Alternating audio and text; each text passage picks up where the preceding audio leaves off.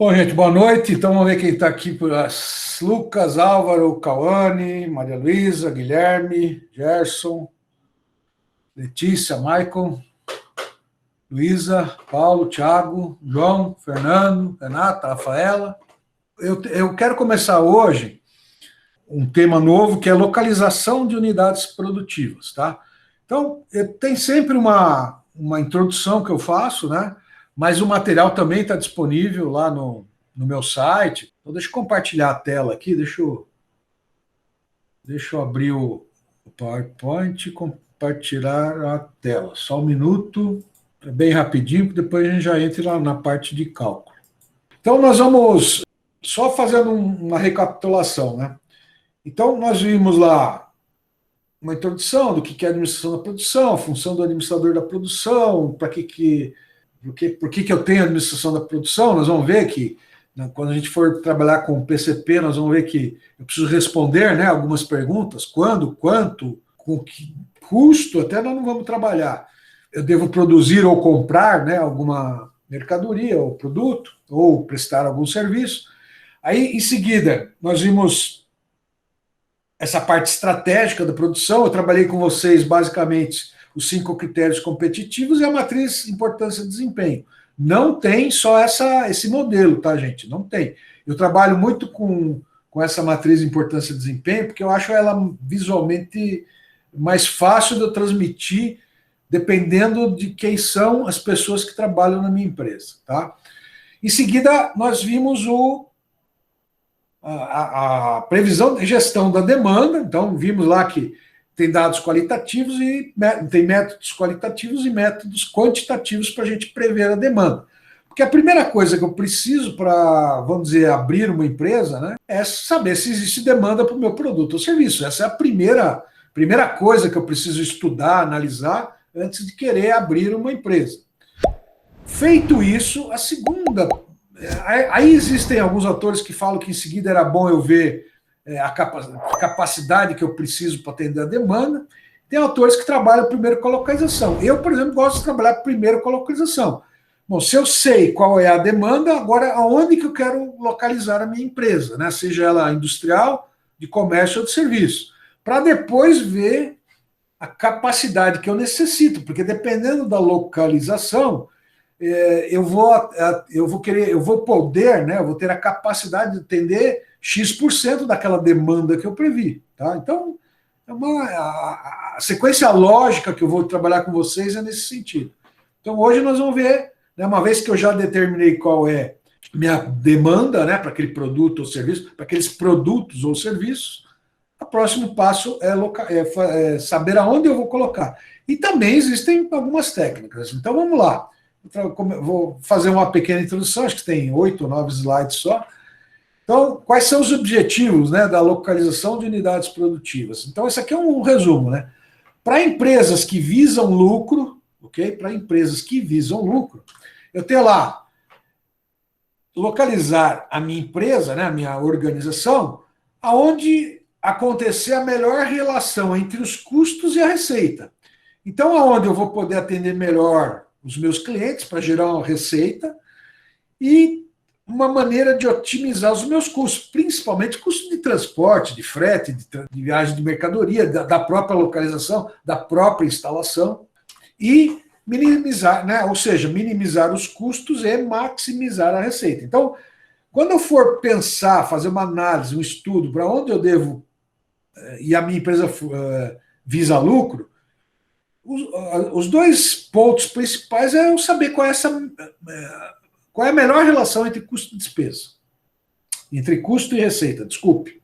Entre custo e receita. Então, e aí existem algumas técnicas para que a gente possa fazer essa localização. Já em organizações públicas, aqui eu estou fazendo um resumão, hein, gente? Tem um material completo lá no meu site.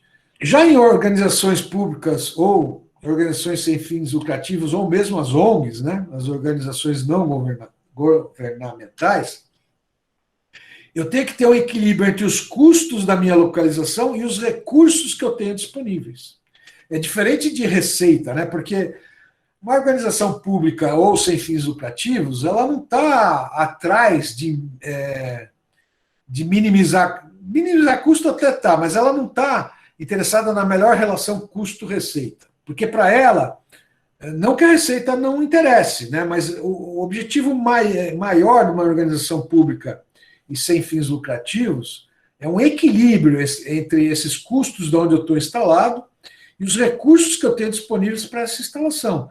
E também os recursos que eu tenho e os custos para atender o meu público-alvo.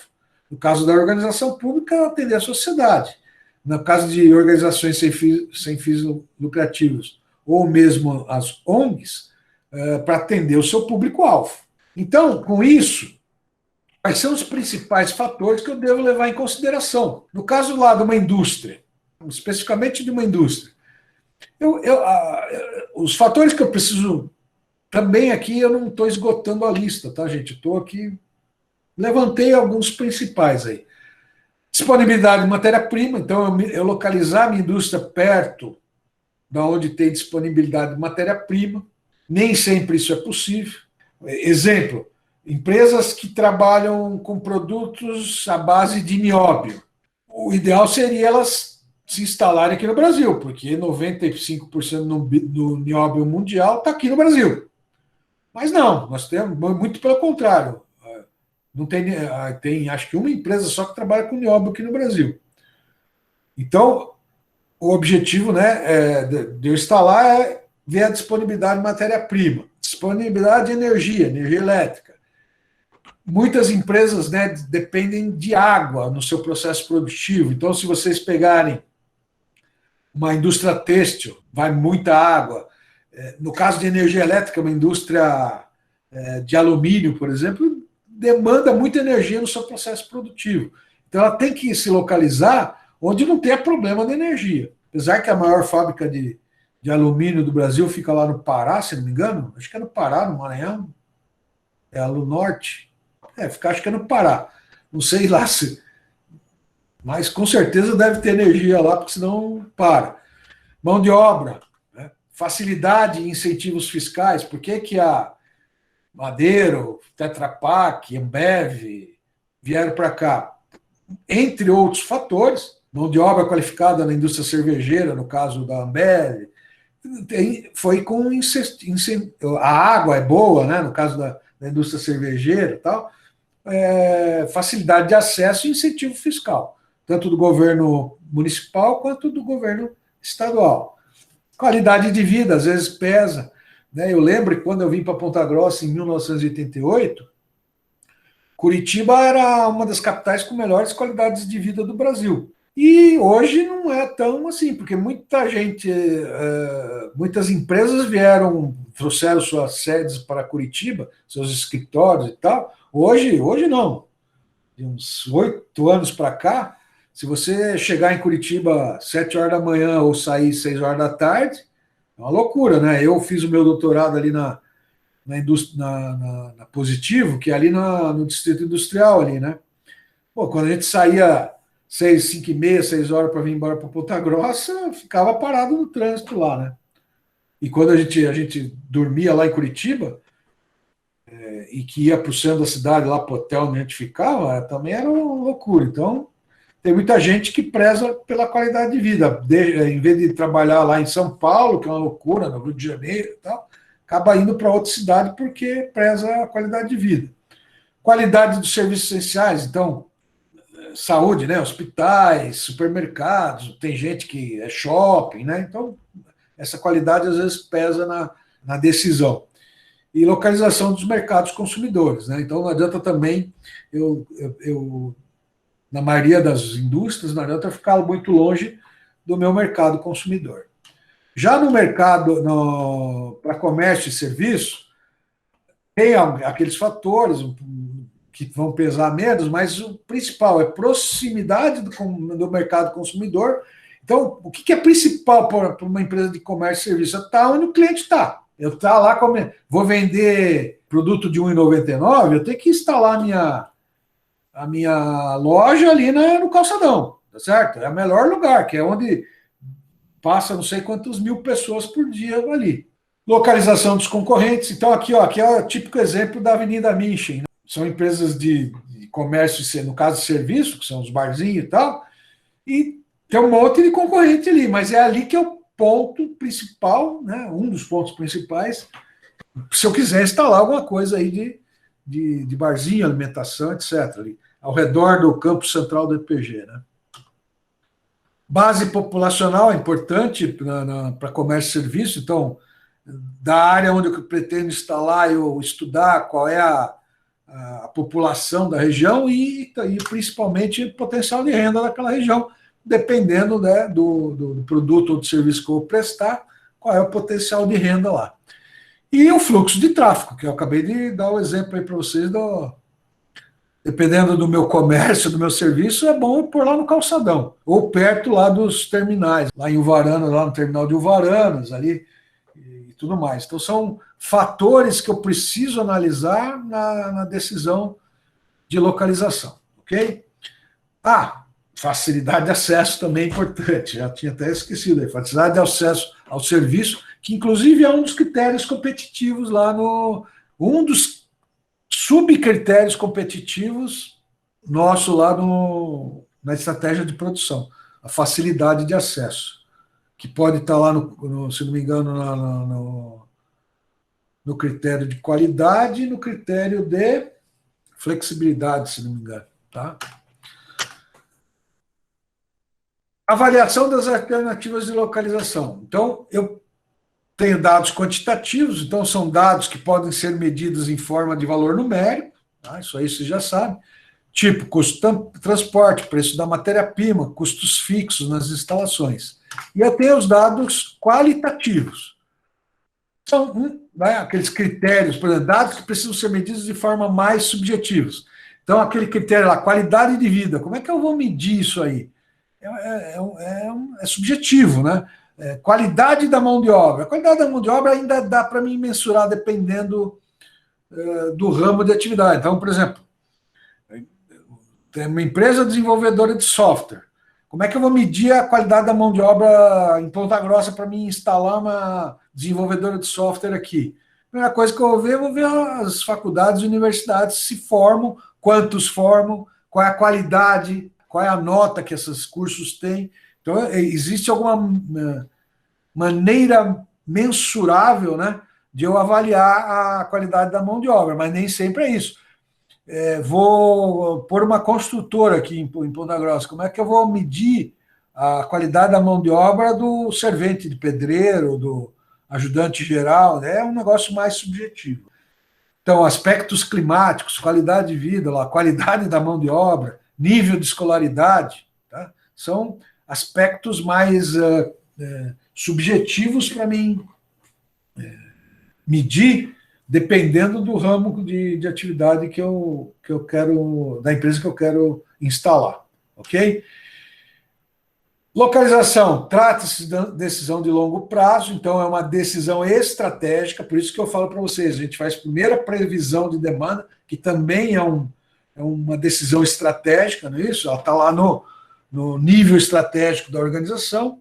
Então, a localização, ela trata-se de uma decisão de longo prazo, porque a hora que eu resolvi instalar a minha empresa, para mim voltar atrás, vai custar muito caro. Então, envolve alto investimento.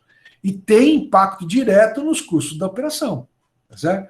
Eu pôr uma padaria, quero montar uma padaria no centro da cidade, é diferente de eu montar uma padaria no, sei lá, vamos pôr um bairro distante ali, no Caracará. O preço do terreno, seja ele para compra, ou seja ele para aluguel, é diferente. Então, são custos diferentes. Então, a escolha da localização vai ter impacto no custo da minha operação, ok? Então, acho que a importância da decisão da localização. E aí nós vamos ter os modelos de decisão. Eu tenho o modelo, quando eu tiver decisão, variáveis qualitativas para me medir, nós vamos usar a ponderação qualitativa, o método, né, o modelo de ponderação qualitativa, que é uma forma de medir e dar valor a dados de natureza subjetiva. Nós vamos ver hoje isso aí. Aí eu tenho o modelo, aqui já é mais quantitativo, eu tenho o modelo do centro de gravidade, leva em conta as distâncias e os custos de transporte, de captação de matéria-prima e distribuição de produtos acabados. Tem o modelo do custo, volume e lucro. Aqui, eu não sei se vocês já viram o conceito de margem de contribuição com o professor Bira lá em custo. Se não viram, eu vou fazer uma pequena introdução disso depois. Então, consiste em realizar uma análise CVL, que a gente chama, uma análise de custo, volume e lucro, para cada uma das alternativas de local pré-selecionados. E, por último, nós vamos ver aqui a localização de unidades de emergência. Então, é modelo utilizado para determinar as unidades de emergência, tendo como premissa a velocidade ou a rapidez no atendimento. Então, esse modelo é muito usado aí para, principalmente para órgãos públicos, né? Eu preciso instalar uma unidade do Corpo de Bombeiros, ou uma unidade do SAMU, do SIAT, uma delegacia de polícia, um posto de saúde.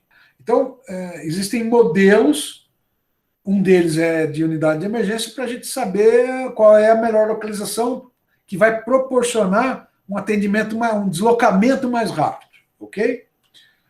Então, essa aqui é a parte introdutória. Eu tinha previsto hoje para a gente ver 2 modelos, mas como nós levamos quase 50 minutos aí com a correção da prova, eu vou trabalhar com vocês hoje o modelo aqui de ponderação qualitativa. Talvez até dê tempo de a gente trabalhar com os 2 modelos. Vamos lá, vamos ver isso aqui. Alguma dúvida nessa parte introdutória, gente? Existe alguma dúvida? Eu resumi bastante isso aqui, então não deixem de ler o material. É importante que vocês leiam o material. Tem lá se não me engano, deixa eu ver aqui, confirmar para vocês aqui, que tem do livro lá do Peinado. Tem o capítulo 7 do Moreira, tá, que é de localização. E, deixa eu ver se tem mais aqui, previsão. Localização e arranjo físico do Correia, no capítulo 13. E tem também, se não me engano, também tem lá naquele livro, que eu tenho completo, o livro do Peinado. Ele não está aqui, eu não tirei ele em capítulo, porque ele tem, eu não lembro qual é o capítulo do Peinado, deixa eu ver se eu tenho aqui, para dizer para vocês qual é o capítulo do Peinado lá. É o capítulo 6 dele, tá? Então, se vocês forem ler, talvez o capítulo 6 do Peinado e o capítulo do Moreira, tá? São os mais adequados aí, que vão ajudar mais vocês aí nas atividades e o que a gente vai ver para frente. Então, vamos lá, deixa eu compartilhar de volta. Vou apresentar aqui para vocês agora o modelo de ponderação qualitativa. Esse modelo, pelo próprio nome diz aí, ele normalmente vai trabalhar com variáveis qualitativas, que tem uma certa subjetividade na sua mensuração. Então, esse modelo, ele procura justamente tentar quantificar, né, ou tentar mensurar variáveis qualitativas que são de avaliação subjetivas. Então, eu tenho, né, o primeiro passo aqui, identificação de fatores relevantes. Atribuição, o segundo passo. Então, um exemplo aqui, peguei um exemplo aqui, capacitação da mão de obra, qualidade de vida, facilidade para implantação, benefícios fiscais, acesso a rodovias e potencial de expansão.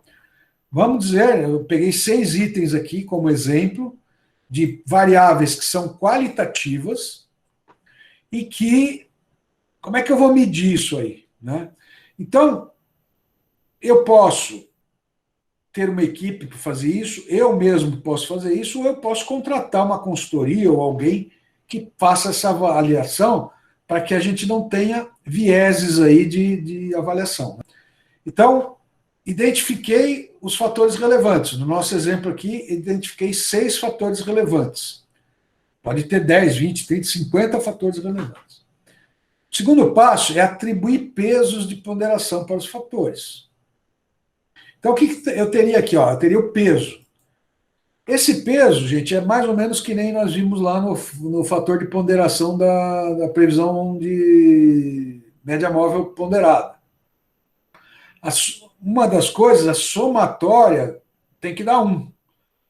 Mas você pode dar pesos, tem gente, eu já vi autores, já vi trabalhos que a capacitação da mão de obra é peso 10, a qualidade de vida vai ser peso 30, acesso à rodovia peso 90, pronto, já passou de 100. Não importa. Eu prefiro trabalhar, porque para a gente fazer comparação, é melhor a gente trabalhar com percentual. E para trabalhar com percentuais, a somatória desses pesos sempre tem que dar 1. Então, eu poderia vir aqui, através de algum método, eu falo assim, puxa, capacitação da mão de obra, vamos pegar aqui a Ambev como exemplo, uma cervejeira, uma cervejaria, né?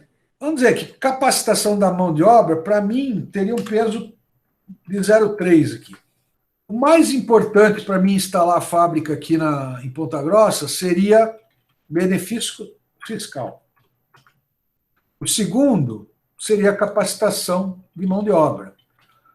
O terceiro poderia ser aqui acho que eu até pus demais, vamos pôr 0,15 aqui. Aqui 0,15, aqui 0,10, potencial para expansão, então eu tenho um terreno aonde eu montei minha fábrica, mas que eu tenho a possibilidade de expansão, como aconteceu com a Tetra, aconteceu com a Macisa, está acontecendo agora com Madeira, de ampliação. Aqui até achei. Deixa eu baixar um pouco isso aqui, senão vai ficar por 0,40 aqui. Eu poderia colocar aqui 0,10 para a facilidade de implantação e a qualidade de vida para mim não é tão importante, até porque eu estou instalando uma fábrica no interior e sei que a qualidade de vida é melhor do que eu instalar minha fábrica lá no meio da cidade de São Paulo. Então, a somatória desses pesos deu 1. A terceira etapa seria atribuir notas para cada localidade. Então, eu tenho aqui eu tenho a localização A, eu tenho o local B, eu tenho o local C, poderia ter o D, o E, o F, quantos fossem necessários que eu tenho a possibilidade de implantar minha cervejaria. E aí eu preciso dar notas para essas avaliações aqui. Nota de 1 a 10, de 0 a 100. Aí é nota. Vamos dizer que na localização A aqui, eu fui lá, no local A, capacitação da mão de obra, poxa, vou dar nota 30 aqui. Vamos dizer que seja de 0 a 100. Qualidade de vida nessa cidade, puxa, nota 100. Muito boa. Facilidade para implantação, puxa, mais ou menos. Não é tão fácil, por causa do terreno, talvez da distância do centro. Benefício fiscal, só a prefeitura está me dando isenção por 10 anos do IPTU, não estou tendo nenhum incentivo do Estado, então eu vou dar aqui uma nota 35. Acesso à rodovia é razoável, não é ruim, tá? Mas não é dos melhores. E tem um bom potencial aí de expansão. Então, dei aqui uma determinada nota. Vocês estão vendo o grau de subjetividade. Isso não é. Aqui, didaticamente, eu estou explicando o modelo para vocês. Mas, na prática, normalmente, ou eu contrato pessoas especialistas, né, especializados nessa avaliação, ou eu tenho uma equipe dentro da minha empresa que saiba avaliar, né, tenha uma avaliação imparcial desses fatores que eu acho importante para a implantação da minha empresa. Vamos dizer que no local B a capacitação da mão de obra já é melhor, eu dei nota 60, a qualidade de vida, em compensação, não é tão boa, vou dar uma nota 70, para implantar é razoável, então também vou dar uma nota 70, benefício fiscal não tem nenhum, então vou dar 0, acesso à rodovia é excelente, então vou dar um 100, e potencial para expansão não é tão grande, então vou dar uma nota 50. No local C, a capacitação da mão de obra não tem muito, então eu vou dar 30, porém a qualidade de vida é excelente, facilidade para implantar é muito boa, benefício fiscal é bem melhor, o acesso à rodovia também é bom, não é excelente, mas é bom, e potencial de expansão também é razoável.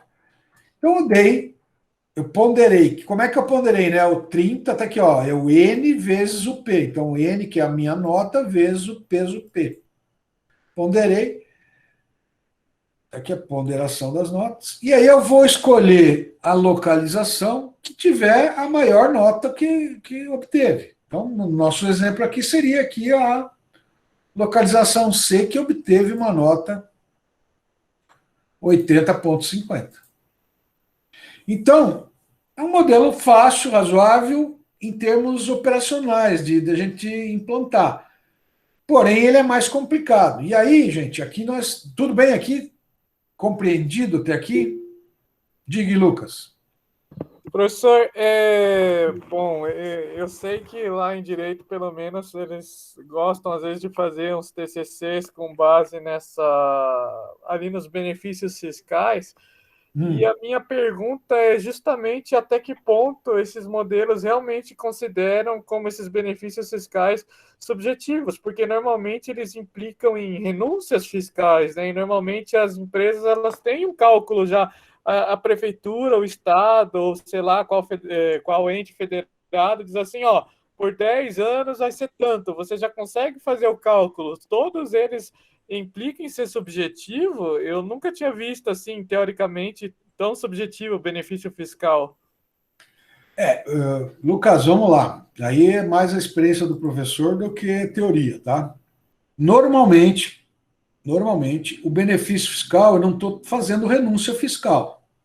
Sim, eu Tá? digo do lado digamos assim, do Estado, né, do ente. Então, vamos dizer, eu, governo do Estado, ok? Vou fazer um diferimento por 5 anos do ICMS. O que é o diferimento? Sabe? Tiveram Sim, isso? diferimento é você é postergar, não é? Isso, eu estou adiando o Sim. pagamento do imposto. Não é isso? Então, isso aconteceu muito com as indústrias automobilísticas, né? Então, por exemplo, lembram que a Chrysler abriu lá em Campo Largo para fabricar aquela caminhonete da Chrysler, aquela Dodge, esqueci o modelo. E eles fecharam antes de 5 anos. Então, inclusive, o Estado teve que mover a ação para recolher esse imposto. Então, normalmente, na verdade, quem faz renúncia fiscal normalmente é a prefeitura, viu, Lucas? Ela Porque tem pega os e isenta, terrenos normalmente. ela isenta o IPTU por 10 anos. Aí é isenção, né? Ok? Daí é renúncia. E aí é renúncia fiscal. No caso do governo do Estado, normalmente eles não fazem renúncia, eles fazem diferimento de imposto. Ou seja, eles dão uma folga, né, para a empresa começar a operar e ampliar as suas vendas, e aí começa a pagar imposto lá para frente. E normalmente, às vezes, esse diferimento daqui no sexto ano eu começo a pagar integral das vendas daquele ano e pago 30% do primeiro ano. Então, esse diferimento ele pode ser parcelado.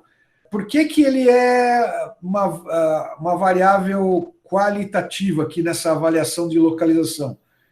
Primeiro, porque eu não tenho como mensurar quais são os benefícios que cada localização vai me dar. Então, pode ser que num estado, imagine que aqui eu tenho Paraná, São Paulo e Santa Catarina. Dentro do Paraná, Ponta Grossa, a prefeitura pode isentar o imposto e o Paraná pode diferir o ICMS. Em São Paulo, o Estado pode diferir o ICMS, mas a prefeitura lá, sei lá, da cidade de Águas de Lindóia, por exemplo, que tem lá da Ambev, não isenta o IPTU. E dá para mim mensurar isso em números, quanto que vai refletir? Dá, desde que se eu saiba o prazo, que a minha curacidade da previsão é grande, até daria. Mas nesse caso aqui, a gente considera como uma variável qualitativa. E aí, qual é o peso dela na minha decisão de localização? Porque tem empresas, Lucas, por incrível que pareça, que não estão nem aí para o benefício fiscal, não é isso que interessa para ela. Para ela, o maior peso é a capacitação da mão de obra. Não adianta eu ter incentivo fiscal e não ter gente para trabalhar. Então, aí eu dou um peso menor para o benefício fiscal, na minha decisão de localização. Então, é nesse sentido, tá?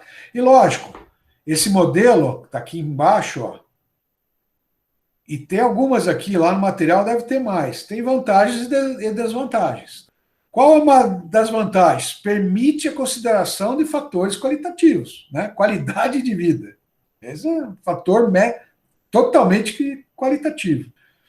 Ele permite a comparação quantitativa dos fatores qualitativos. Então, nós estamos vendo aqui, de alguma maneira, lógico que aqui foi bem empírico, eu chutei, né, valores e tal, mas isso aqui, principalmente tanto os pesos quanto as notas, elas precisam ser coerentes. Não adianta, né?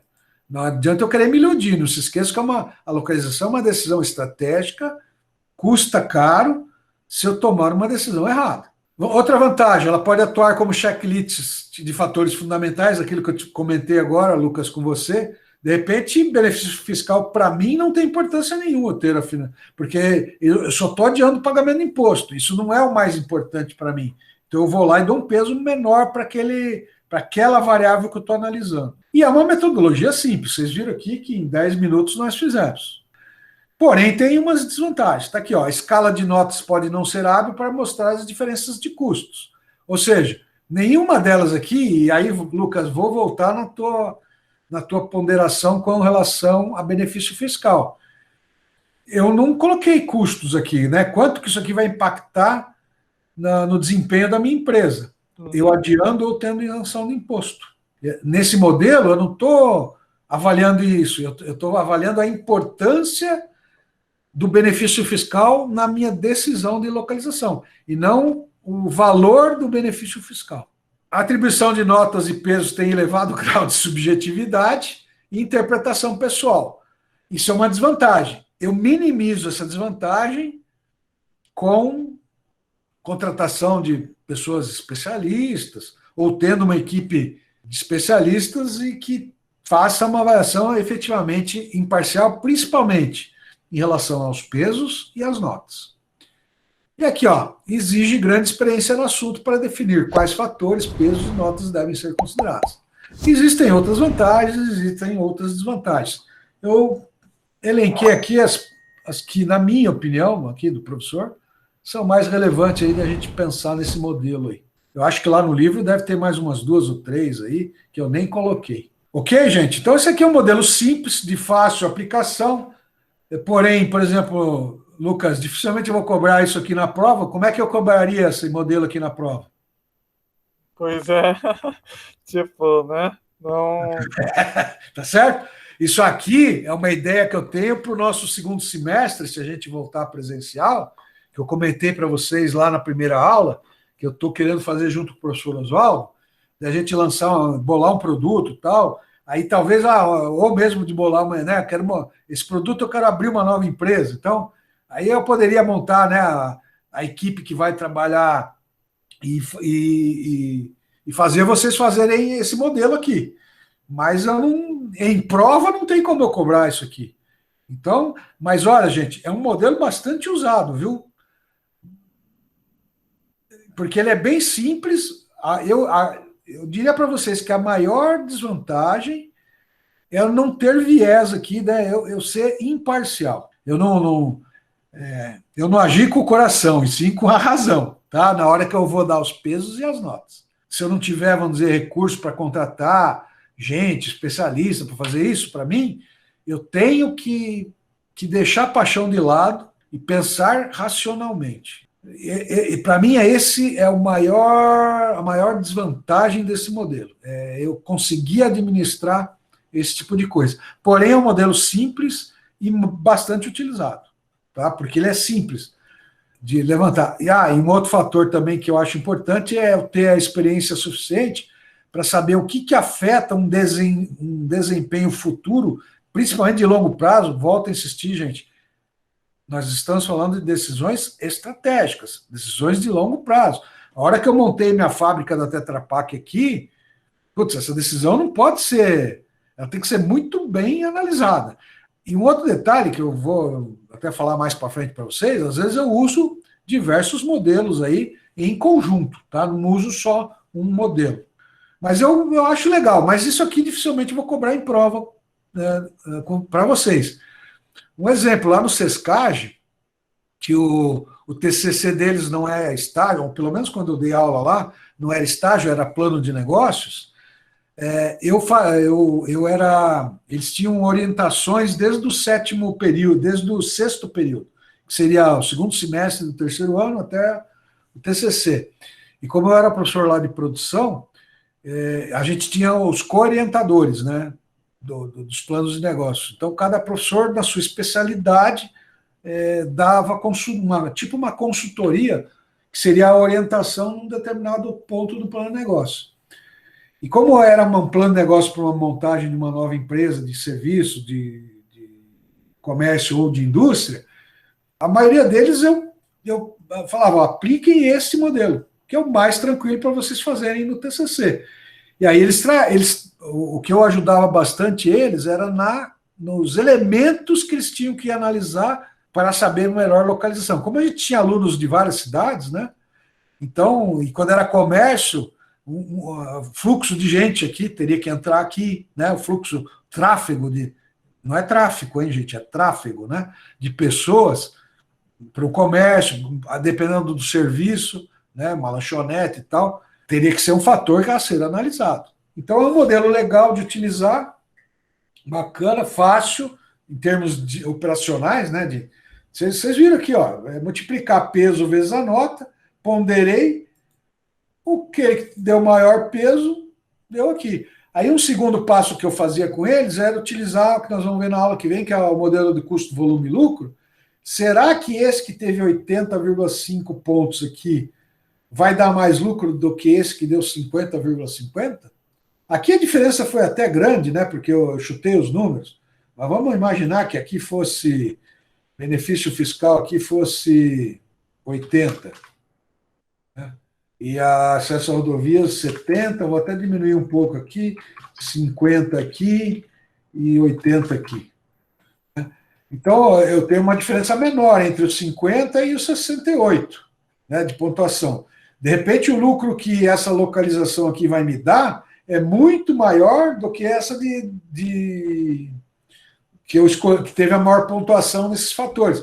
E aí eu estou com dois modelos decisórios e eu tenho que tomar uma decisão.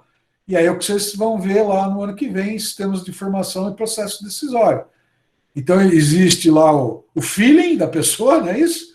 E existe um método científico para minha tomada de decisão. Principalmente quando eu não conheço todas as variáveis que afetam o negócio. E aí vocês têm que tomar uma decisão com dois modelos diferentes, dizendo coisas diferentes. Então é legal, a nossa profissão é legal por causa disso. Eu gosto dessa situação, tá bom? Então esse é um modelo tranquilo, não vou cobrar em prova, porque não tem como cobrar em prova isso de vocês, nem em atividade, porque é bem subjetivo. Eu poderia criar uma atividade em grupo, que vocês fossem, mas nós estamos aí ainda em modo remoto. Então, como é que eu vou exigir que vocês vão lá nas empresas para dar uma nota para eventuais coisas que vocês elenquem lá que sejam importantes? A empresa, às vezes, nem está atendendo vocês, né? Então, não tem como cobrar isso aqui. Mas é bom que vocês saibam, porque essa aqui é uma dos modelos mais utilizados. E aí, eu vou trabalhar com vocês hoje, além desse método da ponderação qualitativa, o método do centro de gravidade. Aqui já é um modelo quantitativo. Existem mais, tá, gente?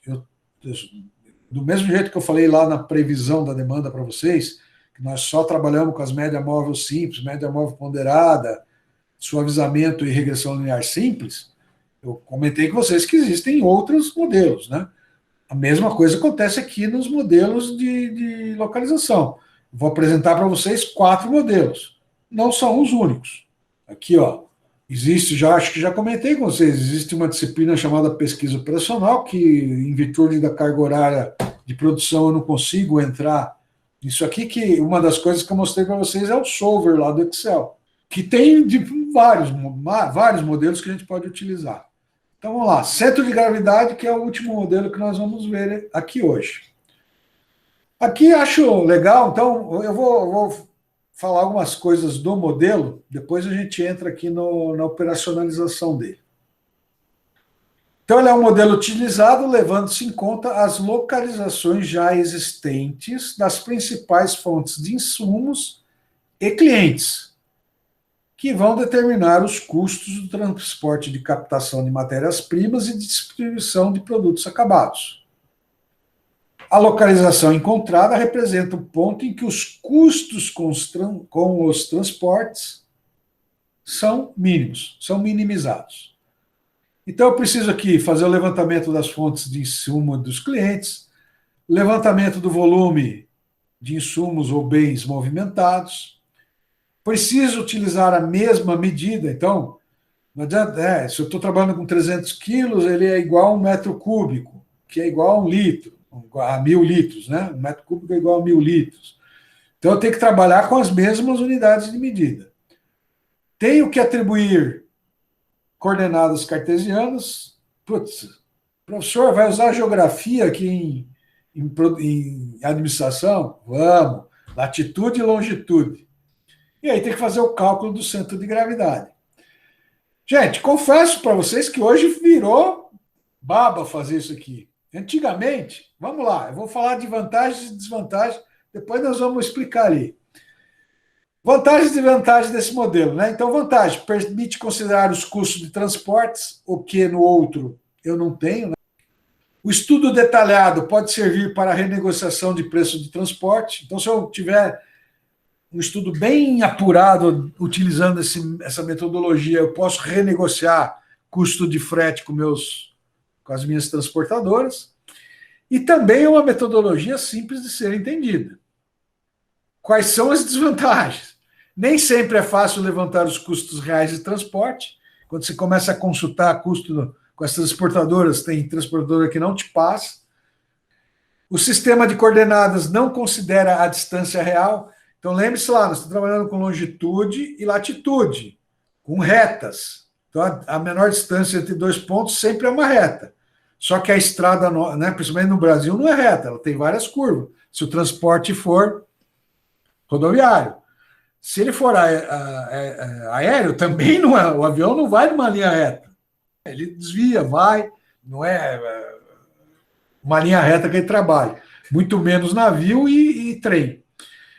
Ele não considera eventual mudanças de fornecedores ou clientes em um momento posterior. Isso aqui é um problema desse modelo, porque eu estou trabalhando, analisando onde estão meus fornecedores e onde estão os meus clientes para mim determinar onde é a melhor localização da minha unidade produtiva.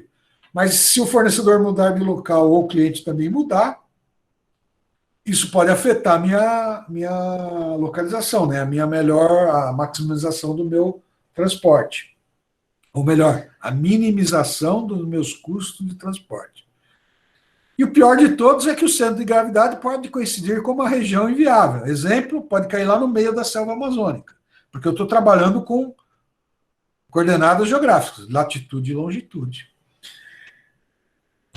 Não sei, na minha época, né, quando eu aprendi geografia lá na escola, a gente fazia isso aqui, ó.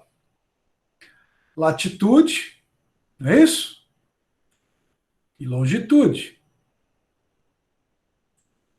A latitude tem a ver lá com a distância do Equador e a longitude tem a ver com a distância da linha de Greenwich. Não é isso? A linha de Greenwich é 0 graus e o Equador é 0 graus. Aí para o norte eu tenho 90 graus positivo, para o sul eu tenho 90 graus negativo. Na longitude eu tenho 200, não lembro se é 180 ou 270 graus. A direita de Greenwich é positivo e a esquerda é negativo. Então a gente, na época lá da aula de geografia, a gente pegava um mapa, traçava linhas e colunas e tal, e numerava, que nem eu fiz aqui, ó, de 0 a 240, e no caso da latitude, de 0 a 240 aqui também. E aí, vamos imaginar, tá, vocês estão conseguindo ver aí o mapa? Então, vamos por Ponta Grossa, né? Então, está aqui a região de Ponta Grossa.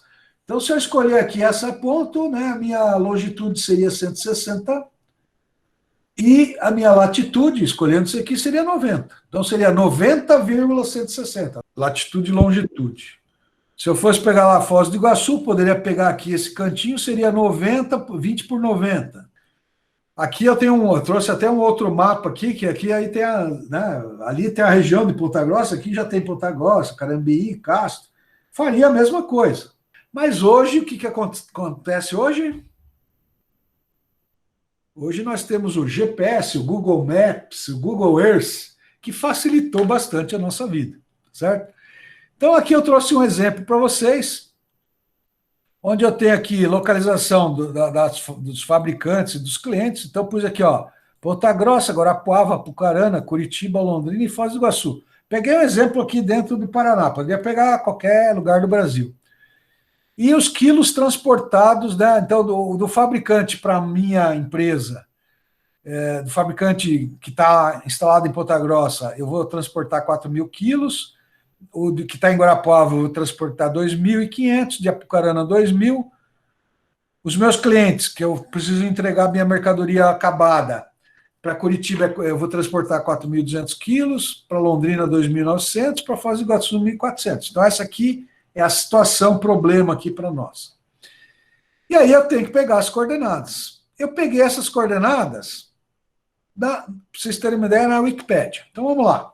Poderia entrar aqui, ó. Aqui na Wikipédia e pus aqui, ó, Ponta Grossa. Me traz os dados de Ponta Grossa e diz aqui para mim, aqui, ó, coordenadas. Ponta Grossa está 25 graus, 5 minutos e 42 segundos, sul. E 50 graus, 9 minutos e 43 segundos, oeste. Então, eu estou à esquerda de Greenwich. Mas se eu clicar aqui, ó, nas coordenadas, ela vai me dar as coordenadas em, deixa eu ver aonde, deixa eu ver se eu me lembro aqui, ele me dá as coordenadas decimais. Tá aqui, ó, o 25 graus, 5 minutos, 42 segundos, decimal, menos 25,095. Então, é o que eu coloquei aqui, ó, menos 25,095. E me deu aqui menos 50,161944. Eu arredondei para menos 50,163. Então, essa é uma maneira de eu achar longitude e latitude.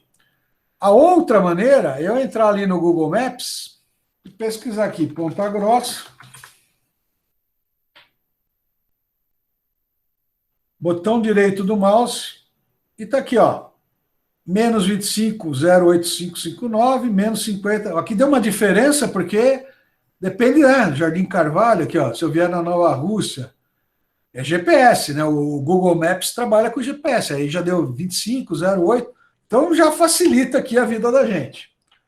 Então, em vez de eu usar, vamos voltar aqui, em vez de eu usar esses modelos, eu uso o Google Maps. Por que eu trouxe esse modelo, esse desenho aqui para vocês? Porque em prova, em teste seletivo, em nada e tal, eles não vão dar a coordenada lá para vocês. Eles vão dar esse tipo de coisa. Ó, a Ponta Grossa está a 150,100, tá certo? Ele vai dar esse tipo de informação. Então, por isso que eu trouxe aqui para vocês saberem. Mas nós temos o recurso hoje do Google Maps, e aqui é negativo por quê? Porque eu estou no hemisfério sul, na latitude. Estou a oeste da linha de Greenwich, é negativo. Se eu tivesse lá, se vocês pegarem lá Itália, Inglaterra, dependendo, né? Dependendo da região da Inglaterra, vocês vão estar à direita ou à esquerda de Greenwich, que passa em Londres, se não me engano. Aí seria números positivos, ok, gente? E aí eu tenho as fórmulas. Então, lembrando que não preciso declarar fórmulas, né? Na prova vai estar lá a fórmula para vocês utilizarem. Então, eu tenho aqui, ó, G de x é igual a somatória de x de i vezes v de i, e G de y é a somatória de I de y vezes v de y, dividido pela somatória de V de Y.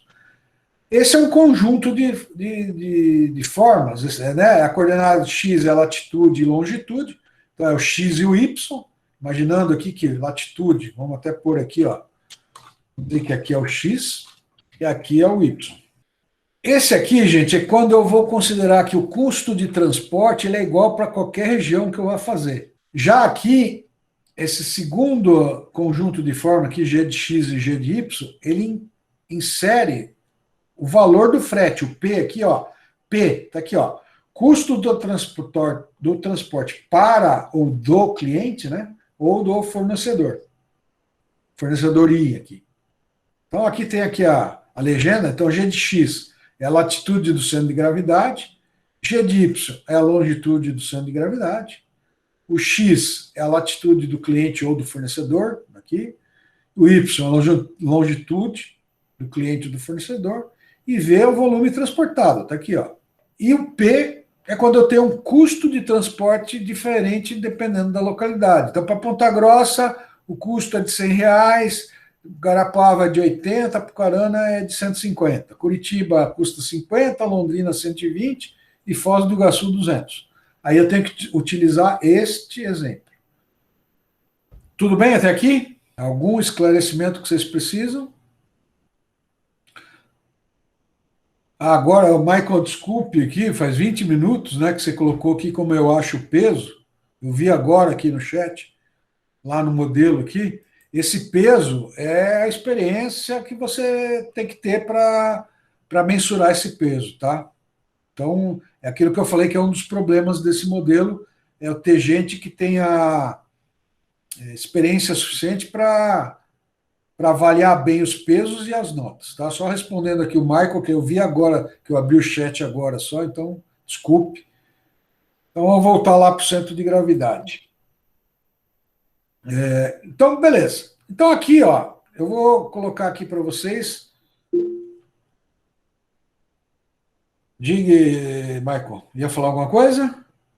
Não, prof. Outra coisa que eu ia Pode perguntar. perguntar do peso, mas eu vou deixar para o final. Pode fazer isso daí. Tá, então me lembre para a gente voltar aqui no outro, tá, Michael? Tá bom. Então vamos calcular aqui o centro de gravidade.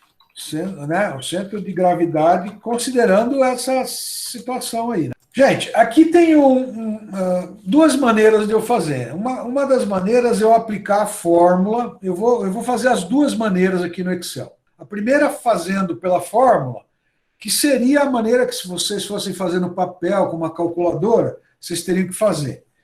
Então, o que acontece aqui? Ó? Ele está pedindo para mim fazer a somatória de x vezes v. Então, o x é a minha latitude, então menos 25,095, que eu multiplico pelos 4.000.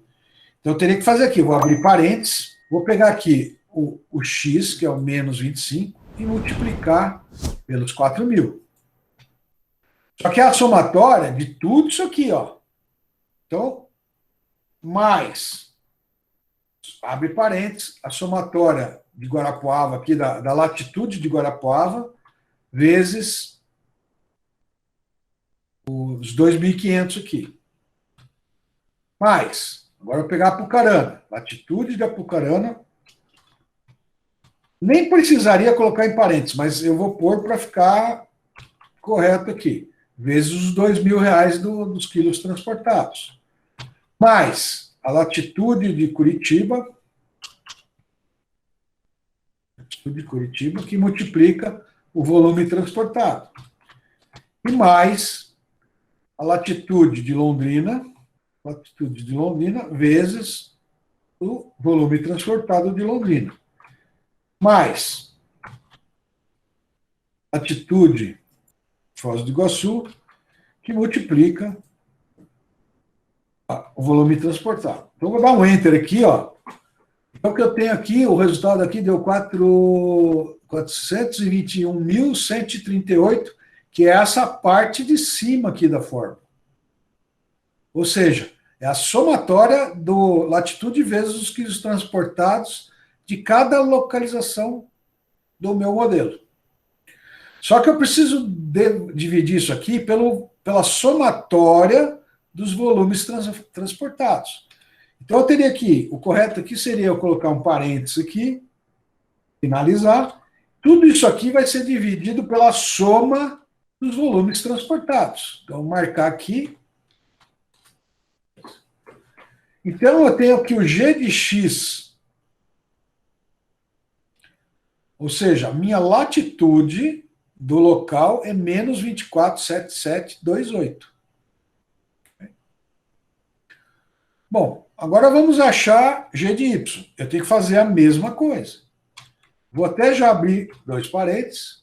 Vou pegar a longitude de Ponta Grossa e multiplicar pelo volume transportado. Lembrando que nesse primeiro exemplo nosso, nós não temos custos diferentes de frete. Mais a longitude de Guarapuava, que eu multiplico pelo volume transportado de Guarapuava. Mais longitude de Apucarana, que eu vou multiplicar pelo volume transportado de Apucarana. Mais longitude de Curitiba, que eu vou multiplicar pelo volume transportado de Curitiba, mais longitude de Londrina, vezes 1900, mais longitude de Foz do Iguaçu, parênteses, multiplicado, gente, errei essa que deixa eu fazer de novo, fazer rápido aqui. E por último, longitude de Foz do Iguaçu, multiplica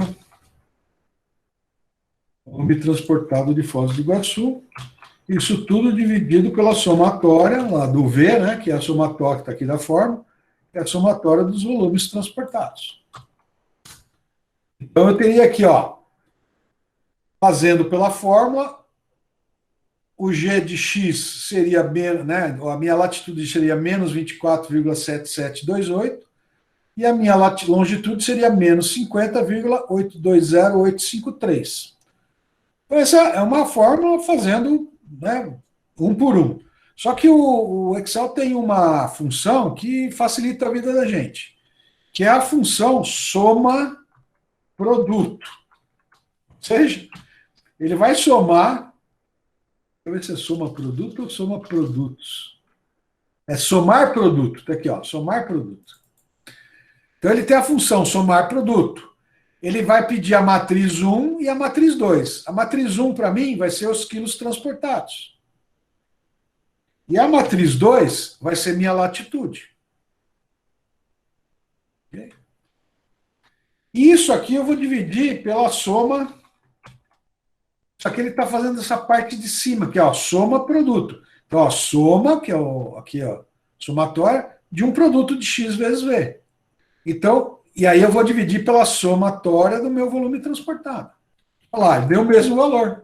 Mesma coisa vai acontecer na longitude. Então, somar produto.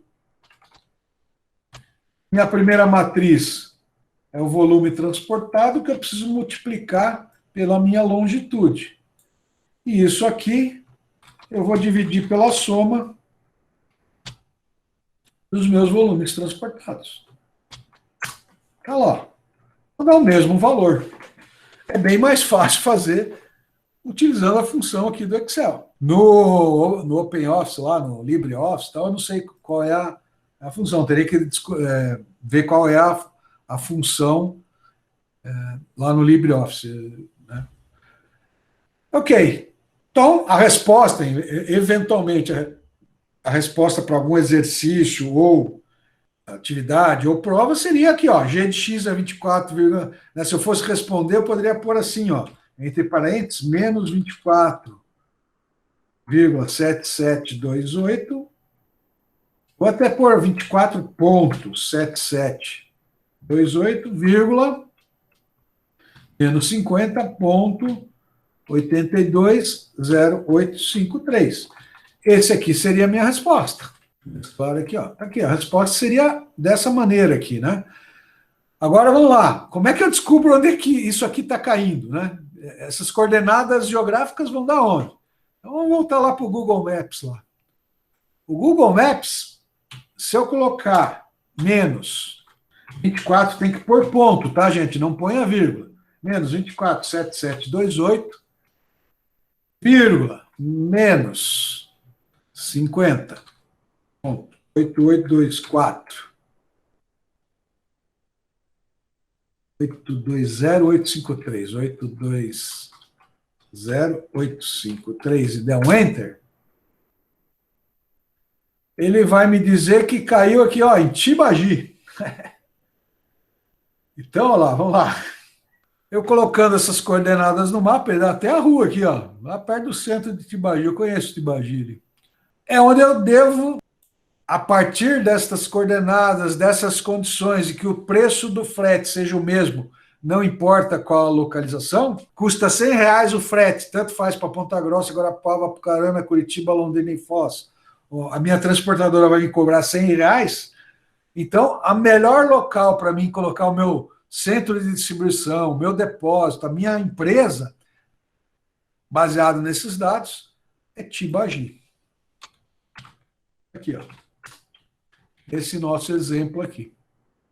Gostaram do modelo? Professor, Diga, Letícia. você fez ali, então, conforme onde fica o fabricante e o cliente, né? Para transportar de um para o outro, isso, né? E que o preço do transporte é igual para qualquer localidade, tá? Tá. Ok? Ok. Vamos agora colocar que o preço do frete é diferente. O frete. Vamos dizer que, vamos imaginar que para Ponta Grossa custe R$100. Normalmente isso aqui é feito quando eu já tenho uma empresa. Imagine o seguinte, vamos pegar o exemplo da Mercado Móveis. O Mercado Móveis já tem o centro de distribuição dela aqui em Ponta Grossa, tem outra lá em Curitiba, que atende lá o litoral, Curitiba, a região metropolitana, e se não me engano atende lá umas lojas de Santa Catarina, e tem uma, eu não sei se é em São Paulo, no Mato Grosso, ali, que eles atendem umas lojas lá. Não sei nem se tem ainda hoje. Me parece que eles fecharam a loja lá de São Paulo. Aí, normalmente, eu tenho, né, eu já estou aqui em Ponta Grossa e meu frete custa tanto, né? Eu quero montar um novo centro de distribuição para minimizar o meu custo de frete. Então, vamos dizer que 100, para Guarapava custa 120, para Apucarana 150, para Curitiba custaria 80, para Londrina 160 e para Foz do Iguaçu 180. Estou fazendo a situação agora que vai utilizar essa segunda fórmula, tá? Se eu fosse fazer, eu vou fazer aqui, eu teria que incluir, então é D4 vezes C4 vezes o valor do frete. Teria que vir, ok? Valor do frete. Aí teria que vir aqui vezes 120. Vezes 150, vezes 80, vezes 160 e vezes 180. Só que aí, na hora de eu dividir, gente, na hora que eu for dividir, ele tem que dividir pela somatória de V vezes PI. Né? Então, eu teria que vir aqui, e essa soma aqui não dá certo. Eu teria que fazer a mesma coisa, o V é 4.000, vezes 100, mais, é só o trabalhão, né? 2.500. Vou fazer só para a coordenada X, tá? Depois eu vou usar a função do Excel. Tem que vir aqui, ó, 2.000 vezes. Fica a tarefa de casa aí para vocês fazerem a do Y.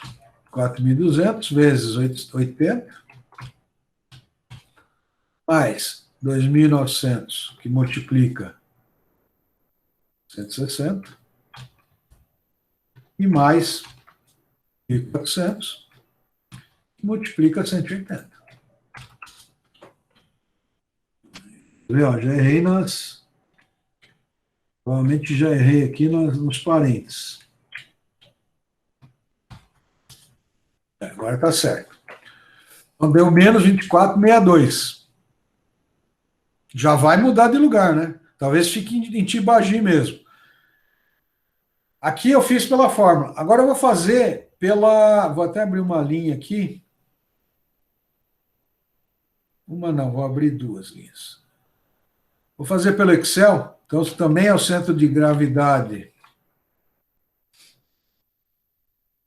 Utilizando... A diferença é que eu vou fazer assim, ó. Somar produto. Agora eu vou ter aqui, ó. X, eu tenho 3 matrizes. Então, eu tenho que pegar o X, que é a minha latitude, ponto e vírgula, o meu V, que é o volume transportado, ponto e vírgula, o meu P, que é o frete. Tudo isso aqui dividido por somar produto,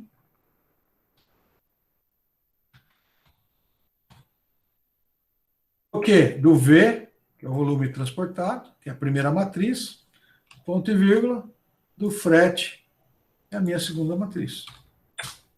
Olha lá. Deixa eu até abrir aqui as casas. Deu o mesmo resultado, tá vendo, gente?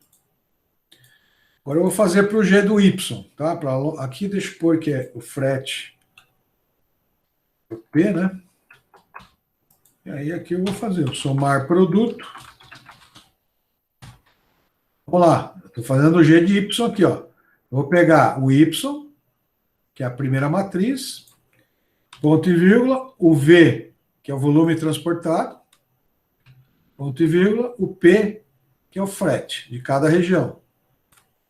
Tudo isso aqui dividido por somar produto, o V, que é o volume transportado, que é a primeira matriz, ponto e vírgula, o P, que é a segunda matriz. Vou pôr em outra cor aqui para a gente descobrir no mapa, cor verde aqui, verde e amarelo. Vamos descobrir no mapa aqui onde que isso aqui acontece, tá? Então, vamos lá no Google Maps, menos 24.619.619.7193, vírgula, menos 51.165.495. Cândido, ó, saiu em outra localidade. Cândido de Abreu, tá aqui, ó, gente. Cândido de Abreu. Já não é mais em Tibagi. Tá aqui, ó. Na cidade de Cândido de Abreu. Tá aqui, Cândido de Abreu. Que estranho, né? Cândido de Abreu não tem... Tem alguma coisa a ver com as outras cidades? Aparentemente não caiu tão perto, né? Esse é o problema é o custo, né? O custo do transporte, né? Deixa eu ver no mapa, eu Cândido de Abreu não conheço. Ele fica Alto do Amparo. Tibagi está aqui, ó. Ele deslocou um pouco mais para a esquerda, mais para oeste, né?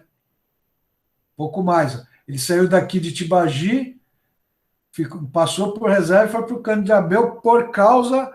Talvez, Lucas, se a gente for imaginar, ele está mais para Londrina aqui, e Foz do Iguaçu, e Londrina tem 2.000, Apucarana, Tibagi, Apucarana, ele deu uma ponderada aí nessas coordenadas, hein? Mas viu que interessante que é? Eu gosto muito desse, didaticamente, Lucas, eu gosto muito desse modelo por causa do Google Maps.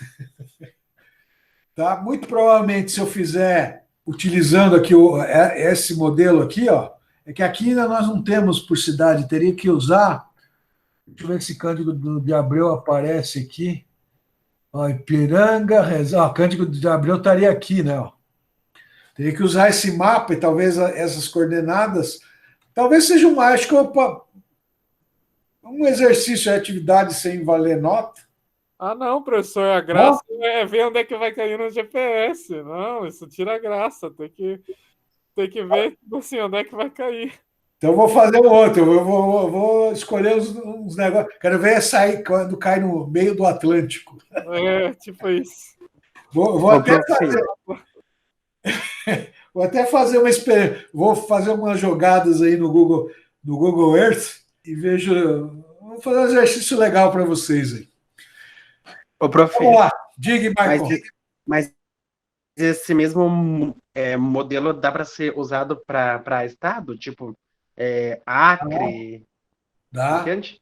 dá para usar. Sim. No exercício, E- Michael, eu vou usar o Brasil. Tá.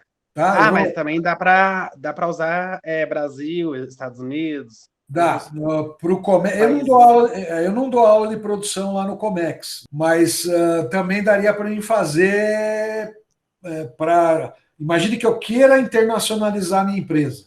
Então eu posso utilizar isso aí.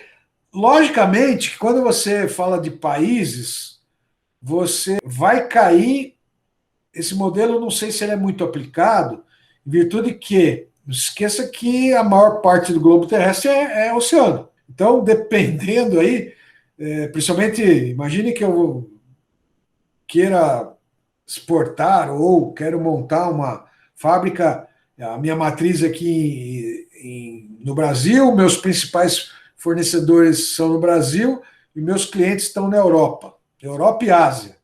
Tá? Eu corro o risco desse modelo cair ou no Mediterrâneo ou no meio do Atlântico, porque aí volta a existir. Esse é um dos grandes desvantagens deste modelo aqui, ó. O centro de gravidade pode coincidir com uma região inviável. Mesma coisa utilizar o Brasil e cair no meio da selva amazônica, lá no Pará, no Acre, Mato Grosso, Maranhão, né? Porque eu corro o risco disso acontecer. Aqui foi fácil porque nós usamos só o Paraná, mas corre-se esse risco sim. Alguma pergunta a mais sobre esse modelo? Mas é legal, né, Lucas? Confessa para mim aqui. É sim. Esse aí didático é bacana, principalmente com o Google Maps aqui, ficou tranquilo, né? Você pode até fazer uns easter eggs. Eu não sei se você já viu aqueles posts que saem quando o Google faz a fotografia, né? E sai aqueles posts, aqueles coordenados que saem coisas estranhas acontecendo, sabe? Uma fotografia Não vi. mostra aí lá, tipo. Essa eu não vi. Preciso descobrir. Depois você me mostra. Michael, você tinha uma pergunta sobre o outro modelo lá. Qual que é? Sim. Então, lá no ponderação, o total tem que dar sempre 1 ou não? Nos pesos? Isso, o dos pesos. Olha, Michael, não necessariamente. O modelo não exige isso. Eu, como professor de estatística, tá? Eu aconselho, porque aí você consegue ponderar de uma maneira mais equilibrada. Mas eu já vi autores em caderno de exercício e tal, que utiliza peso 10, 20 e 30 que passa de 100. Por isso que essa é uma dificuldade desse modelo, vai muito da experiência, de como que vai se fazer a análise. Eu gosto muito de usar onde a somatória dá 1 ou onde a somatória dê 100, ok? Em vez de usar números fracionários aqui no peso, Michael, eu poderia usar 10, por exemplo, eu poderia usar 15, 10, 10, 40, 15 e 10, e o total aqui dá 100. Mas também já vi modelos que ultrapassam 100 e que ultrapassam 1. Vai influenciar na minha decisão? Não, porque como esse peso é ponderado pelas notas, ele vai ponderar. Então, eu não estaria prejudicando o meu modelo matematicamente falando, tá? Então, não é obrigado a ter a somatória 1. Não é obrigatório.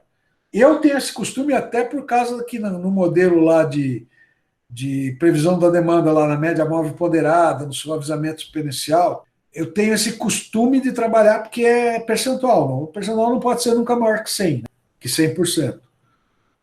Então, eu trabalho dessa maneira, mas não é obrigatório, tá, Michael? Não é. Não está errado eu trabalhar com pesos diferentes aqui. Poderia, né, vou até respondendo para você, poderia usar aqui, ó, esse aqui vai ter peso 10, esse vai ser 15, esse vai ser 25, esse vai ser peso 50, acesso a rodovias vai ser 90 e potencial de expansão vai ser 85. Pronto.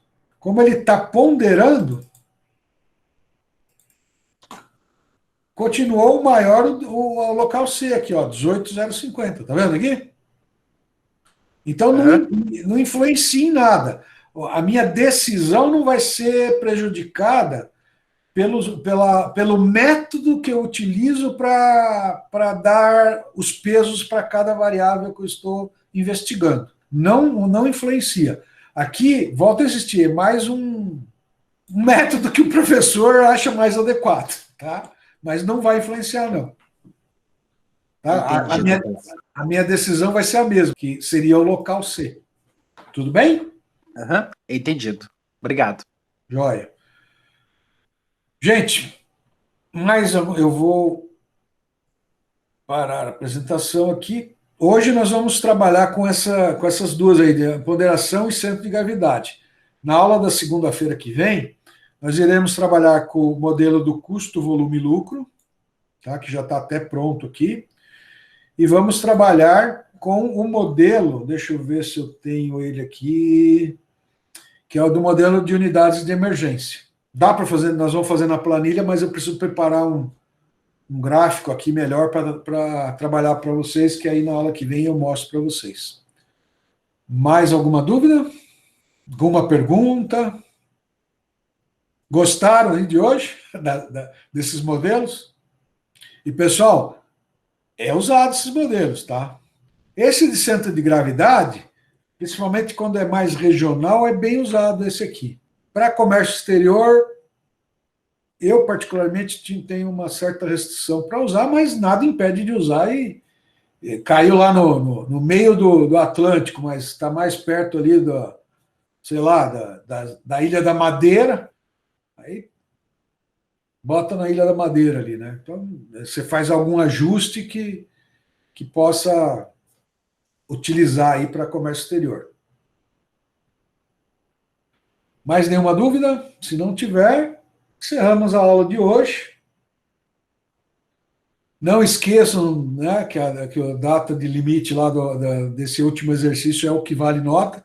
Vai ser somada a nota da prova e aquele primeiro exercício, que é até quinta-feira aí a entrega dele.